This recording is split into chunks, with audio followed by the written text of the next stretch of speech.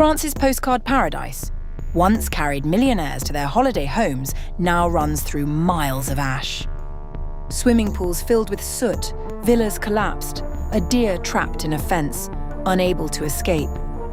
The fire has burned 4 times the area of Paris. France's interior minister says it has taken on a life of its own. It is autonomous, self-sustaining, and spreading in all directions. Europe's treasured landscapes are disappearing in flames.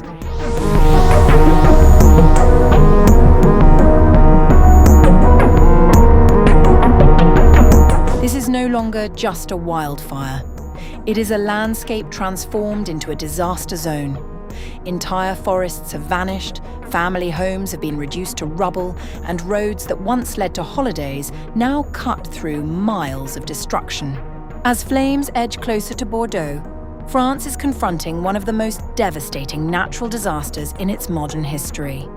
The D106 highway in southwestern France has become the epicenter of the country's unprecedented wildfire crisis. Stretching 41 miles between the Cap Ferret Peninsula and Bordeaux, the road which carried millionaires to their holiday homes is now lined with burned-out vehicles, blackened family homes, and the charred remains of what was once a dense pine forest. The wildfire has already devastated an area around 4 times the size of Paris and forced more than 260,000 people to evacuate. More than 240 properties have been completely destroyed, many believed to be holiday homes owned by families from Paris. The D106 is a dual-lane carriageway in both east and west directions and has a speed limit of 68 miles per hour. At least 12 houses and thousands of acres of forest were destroyed along the route, which is still mostly cordoned off by police. Many of the homes belong to wealthy French families who have put down roots in this rich wine-growing region. The fire began on July 12th in forests on the Cap Ferret Peninsula, before strong winds pushed the flames steadily towards Bordeaux.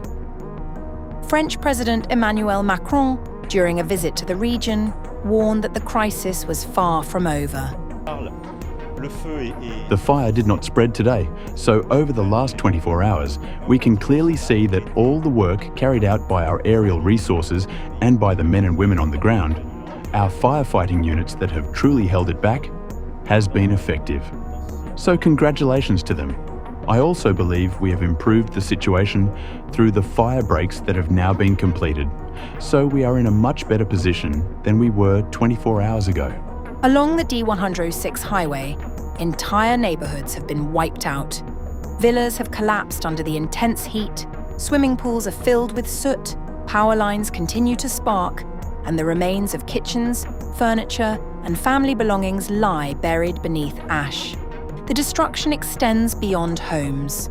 The Good Dogs Canine Training Center has been reduced to ruins, while nearby a roe deer was found trapped in a fence after being unable to escape the advancing flames. Burned farming equipment, collapsed outbuildings, and blackened telegraph poles now dominate the landscape. Yes, it's incredible.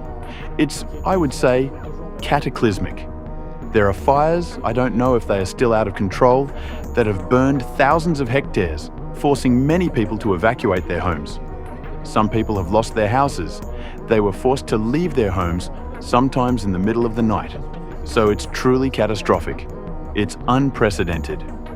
France has deployed massive resources, including an A400 military aircraft converted for aerial firefighting, while farmers, wine growers, and local volunteers are working alongside emergency crews to stop the flames from spreading.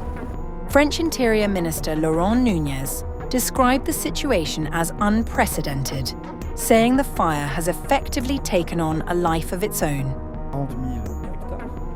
This is an autonomous, self-sustaining fire that spreads in all directions. So it is a fire that is difficult to control, extremely difficult to control. It has already burned more than 40,000 hectares. That is far more than the area burned during the fires in this same region in 2022, when 22,000 hectares were affected. We are now already at 40,000 hectares. As I speak, the fire is stabilized, but it has not been fully contained, and I will come back to that point. But in Gironde, we are dealing with a phenomenon that is entirely unprecedented.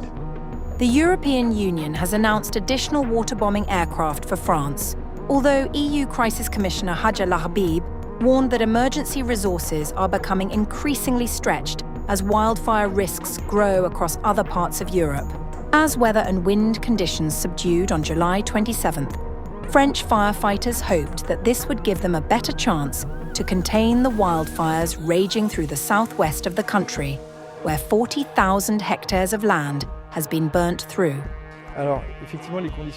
Indeed, conditions are somewhat more favourable than what we experienced earlier. Our goal is to seize this opportunity, this weather window, to maximise our operations. That is why you saw massive aerial drops on this part of the site just a few minutes ago. We need to truly capitalise on these weather conditions to gain the upper hand on the fire, quickly contain it, and then, of course, extinguish it, hopefully in the shortest time possible. As firefighters battle an inferno that continues to defy containment, the road to Bordeaux has become a haunting symbol of the wildfire's destruction. With extreme heat expected to persist, authorities warn that the coming weeks could prove just as critical as the devastation already left behind.